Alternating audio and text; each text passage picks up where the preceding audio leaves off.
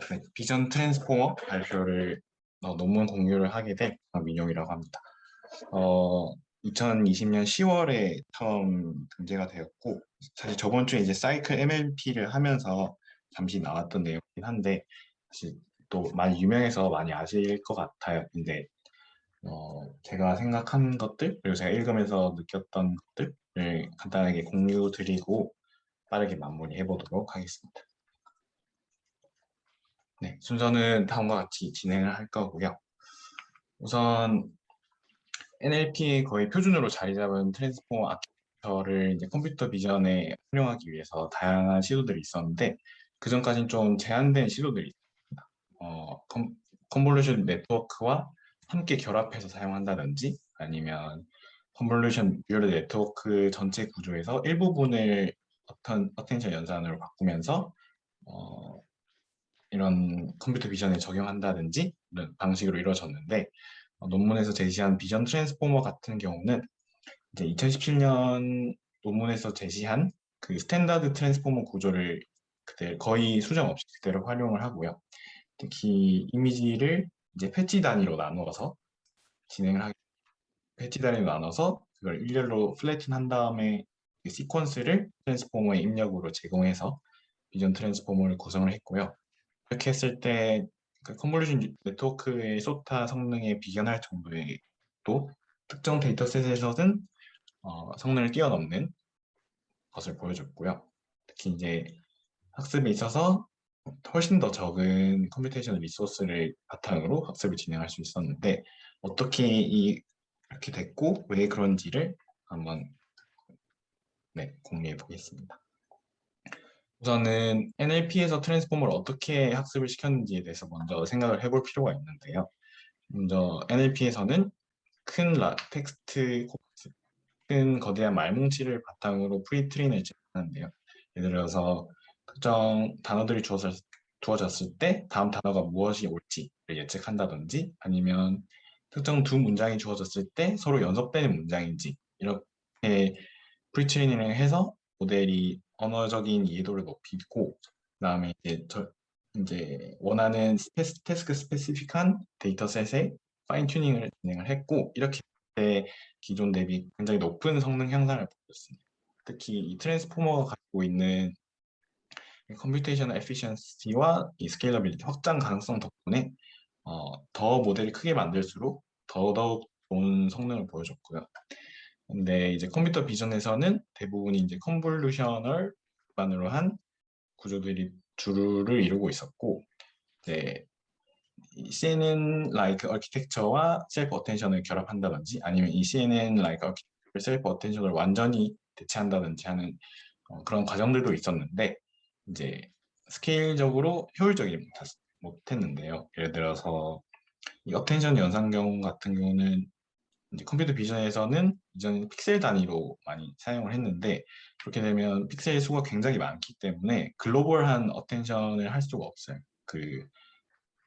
많은 컴퓨테이셔널 리소스가 필요하기 때문에 그래서 로컬 어텐션을 진행하기도 했고 그렇게 하게 되면 사실상 트랜스포머 기존 구조와는 다르기 때문에 이런 차이가 있었고 그래서 그냥 클래식한 레즈넷 라이크 아키텍처가 여전히 소프트를 차지하고 있었는데 이제 비전 트랜스포머에서는 크게 두 가지 방식으로 진행을 합니다. 첫 번째도 말씀드렸다시피 이제 표준적인 트랜스포머 그대로를 활용하고요. 이미지에 거의 수정 없이 그리고 이미지를 패치 단위로 나누고 그 각각의 패치를 리니어 임베딩으로 다시 만들어줘서 그것을 세퀀스로 트랜스포머의 입력을 제공하게 됩니다. 이 두 가지를 통해서 다양한 이미지 레코그니션 벤치마크에서 소타를 차지할 수 있었고요. 그래서 이제 들어가기 전에 크게 두 가지 이제 프리리퀴짓이 있다고 생각을 하는데 먼저 트랜스포머이긴 한데 이제 다들 아실 것 같긴 하고요. 특히 이제 트랜스포머 중에 이 비전 트랜스포머는 인코더 구조를 활용하게 되고요. 그리고 이제 CNN 인덕티브 바이어스 같은 경우는 이제 모델의 구조적인 그런 구조 덕분에 갖게 되는 특징이라고 말할 수 있을 것 같습니다. 예를 들어서 CNN 같은 경우는 처음에는 이렇게 그 리셉티브 필드가 작아서 좀 디테일한 부분을 보고 이제 레이어가 깊어지면서 리셉티브 필드가 커지면서 좀 디테일한 넓은 의미를 판단한다든지 아니면 이렇게 파라미터가 서로 다 커널별로 파라미터를 공유하고 있기 때문에 이 위치에 상관없이 피처를 뽑아낼 수 있다는 또 그런 효율적인 그리고 이미지에 적합한 구조를 갖게 되고요. 또 마지막으로는 그 특정 픽셀 중심으로 그 주변의 픽셀과의 의미가 중요한데 그거를 해주는 게 바로 이제 커널이 되고 이렇게 말씀드린 인덕티브 바이어스가 이미지 처리를 할 때 굉장히 중요한 역할로 할 수 있다고 말할 수 있는데요. 이제 이런 특징을 알고 일단은 논문에서 제시한 그걸 메소드를 알아보도록 하겠습니다. 먼저 전체적인 구조는 이러한데 하나씩 간단하게 살펴보면 먼저 아시다시피 표준 트랜스포머 같은 경우는 1D 세퀀스를 입력을 받기 때문에 이 2D 이미지를 1D 세퀀스로 만들 수가 있어요. 그래서 이 2D를 1D로 만들기 위해서 이렇게 보시면 각각을 패치로 나눈 다음에 플래튼을 통해서 2D 이미지를 1D로 만들게 되고 그래서 보시는 것처럼 차원을 살펴보게 되면 높이, 너비, 그리고 채널 수가 있다면 그다음에 이 P는 그 패치의 크기입니다. 그래서 패치 크기별로 채널 개수가 있고 패치 크기별로 이제 총 9개 패치가 존재하게 되는 그래서 이런 차원으로 플래튼하게 되고요. 네, 이렇게 플래튼한 다음에는 여기서 보시면은 좀 여기서는 이 이미지들을 통해서 이 해당 토큰들이 만들어지는데 여기서는 이 이미지들과는 별개로 하나의 토큰을 더 추가를 하게 됩니다. 이 토큰의 역할은 그 버트의 클래스 토큰과 비슷한 역할을 하는데요.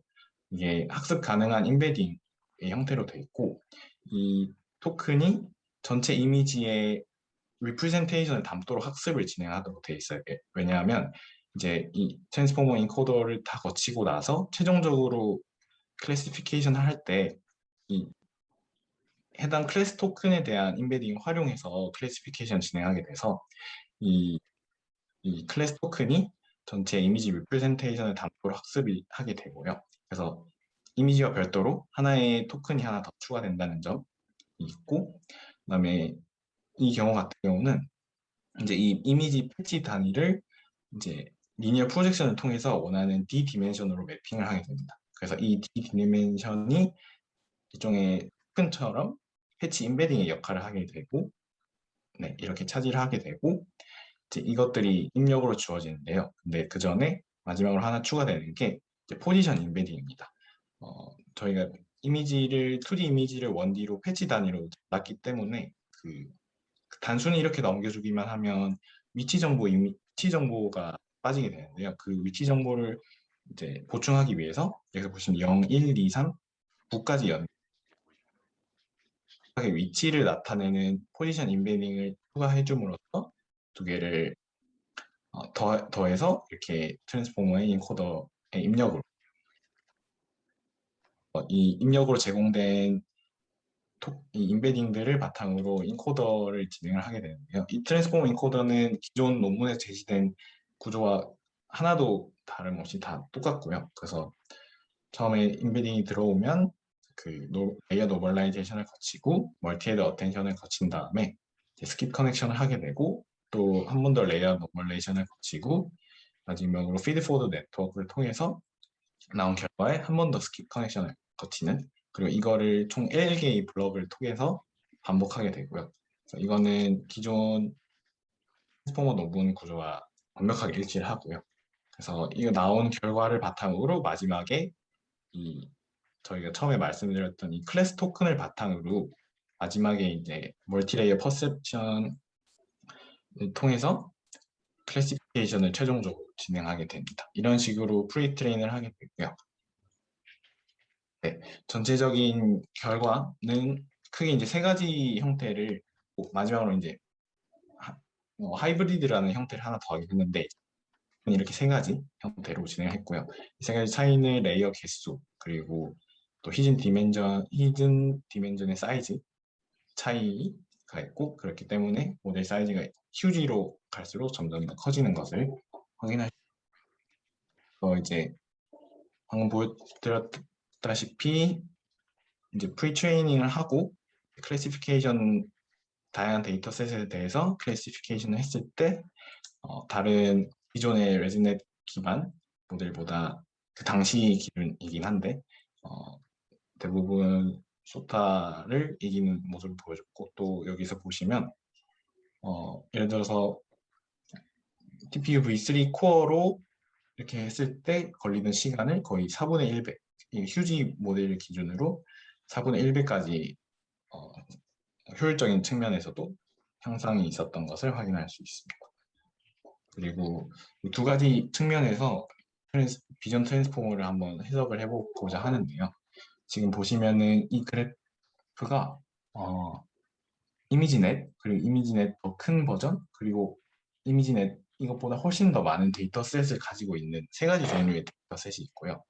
그리고 이거에 대한 어큐러시를 확인할 수 있는데, 각각의 각각의 프리트레이닝 데이터셋에서 학습을 했을 때 훨씬 더 많은 데이터셋으로 갈수록 그 성능이 올라가는 것을 확인할 수 있습니다.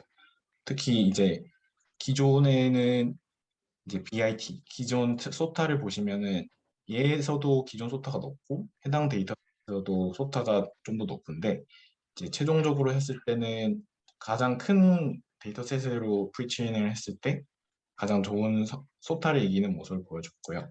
이제 이거를 통해서 해석할 수 있는 거는 아무래도 이제 비전 트랜스포머가 CNN 구조와 다르게 CNN 구조가 원래 갖고 있는 인덕티브 바이어스가 부족할 수밖에 없는데요.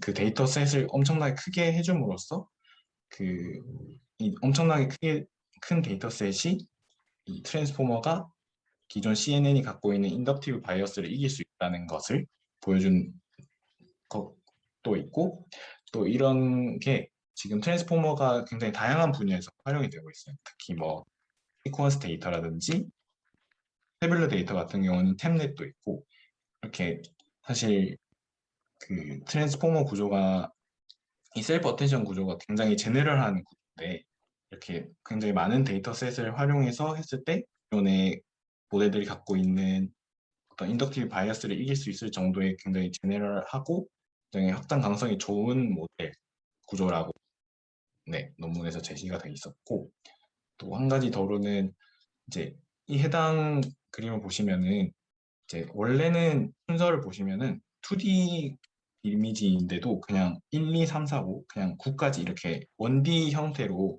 포지션 인베딩을 제공한 것을 확인할 수 있는데요. 이 형태를 그 로우 그리고 컬럼 단위로 나눠서 그걸 코사인 시밀러리티를 계산했을 때 그 1D 형태의 포지셔널 인베딩이었음에도 불구하고 이 2D의 특징들을 잘 뽑아내고 있다는 것을 확인할 수 있고, 또 오른쪽 같은 경우는 여기 보시면 민 어텐션 디스턴스라고 있는데, 이 어텐션 거리가 CNN에서의 일종의 리셉티브 필드와 유사한 개념으로 보시면 됩니다. 그래서 네트워크 뎁스가 낮을 때는 그 로컬한 부분을 보기 때문에 조금 다양하게 분포되어 있는 반면, 이제 그 뎁스가 깊어질수록 점점 더 훨씬 더 많은 멀리 떨어져 있는 것까지 한꺼번에 고려하고 있는 형태를 보여주는데요. 즉, 그러니까는 정보를 글로벌하게 인테그레이트 할 수 있는 능력을 모델이 실제로 가지고 있다는 의미를 보여주는 것으로 해석할 수 있습니다. 네. 그래서 마지막으로 코드로 소개시켜드리고 마무리를 할 텐데요. 이제 코드 같은 경우는 중간에 트랜스포머는 사실 너무 똑같아서 트랜스포머 부분을 생략을 했고요. 그래서 먼저 처음에 말씀드린 패치 인베딩 부분을 보면 먼저 인채널을 3개입니다. 그 이미지이기 때문에 인채널이 3개고, 그 다음에 아웃 채널은 방금 말씀드린 것처럼 이제 트랜스포머의 인풋에 넣기 위해서 인베딩 디멘션 형태로 아웃 채널을 만들어주고, 그 다음에 커널 사이즈와 스트라이드가 둘 다 패치 사이즈로 되어 있는 것을 확인할 수 있는데요. 이 패치 사이즈라는 게 이제 그 작은 그 이미지 전체에서 어떤 사이즈의 피치로 쪼개낼 거냐의 그 패치 사이즈를 의미하고요. 그래서 예를 들어서 뭐 길이가 총 8 곱하기 8인 이미지가 있을 때 패치 사이즈가 2라면 전체 이 n 패치가 전체 패치 개수를 의미하는데 8 나누기 2를 해서 총 4가 되고 그럼 총 16개의 패치가 존재한다 이렇게 생각하시면 됩니다. 그래서 패치 사이즈는 그 작은 패치의 길이 그리고 n 패치는 전체 패치 개수이고요. 그래서 커널 사이즈와 스트라이드를 둘 다 패치 사이즈로 제공하게 되면은 어, 이미지 전체를 오버랩하는 구간 없이 각각의 패치에 대해서 임베딩을 뽑아낼 수 있게 됩니다.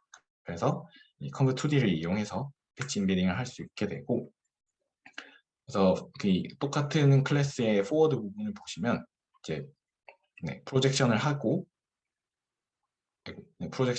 그거를 플래튼하게 만들어주면은 이렇게 n 샘플, 그러니까 배치 사이즈, 그리고 임베딩 디멘전, 그리고 패치 개수 이렇게 만들 수 있고 이걸 이제 트랜스포즈를 해서 최종적으로 배치 사이즈, 그리고 패치 개수, 그리고 각 패치별로 어떤 임베딩을 가지고 있는지 여기서는 임베딩 디멘전 차원 개수로 나타나게 되고 이걸 리턴하면은 이 x 자체를 트랜스포머에 입력으로 제공하게 되고요.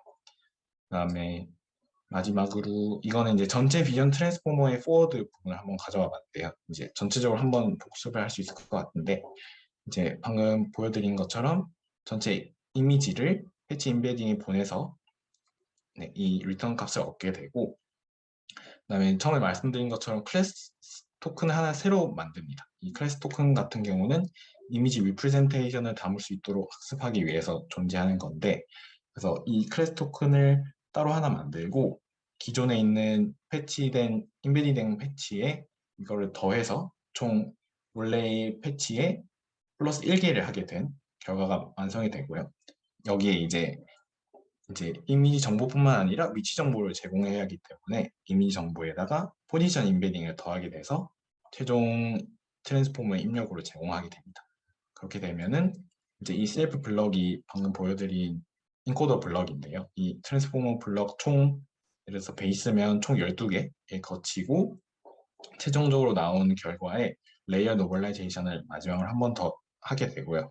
그 다음에 저희가 이 구조를 보여드릴 때 첫 번째 이 클래스 토큰에 대해서 클래시피케이션을 진행한다고 말씀을 드렸는데요. 여기서 보시면은 첫 번째 요소에 대해서만 클래스 토큰 파이널로 가져와서 그거를 최종적인 그 MLP 레이어에 넘겨서 이제 소프트 맥스를 취하면 그 최대의 결과를 알 수 있도록 학습이 구성되게 되어 있습니다. 네, 그래서 마무리를 하면은 제가 생각하는 키포인트 4가지를 적어봤는데요. 효율적이고 확장 가능성이 높은 트랜스포머의 구조를 거의 변형하지 않고 이미지 데이터셋을 이용해서 프리트레인 및 파인 튜닝을 진행을 했고요. 2D 이미지를 트랜스포머의 입력으로 만들기 위해서 이미지를 패치 단위로 나눠서 임베딩을 만들고 거기에 이제 위치 정보를 함께 넣기 위해서 1D 포지션 임베딩을 했고 그리고 트랜스포머 구조는 CNN의 그 이미지에 특화된 인덕티브 바이어스를 구조적으로 갖지 못해서 사실상 처음부터 거의 학습을 해서 그 특징 이미지가 갖는 특징들을 캐치를 해야 되는데요. 그때 충분히 큰 데이터셋을 이용해서 프리트레인을 할 시 그 기존 CNN의 인덕티브 바이어스가 없는 상태에서도 그 한계를 이겨내고 소터와 비슷하거나 뛰어넘는 성능을 보여줬습니다. 그리고 기존 CNN 모델들보다도 이런 트레이드 오프 면에서도 훨씬 뛰어나는 것을 보여줬습니다. 네, 여기까지입니다.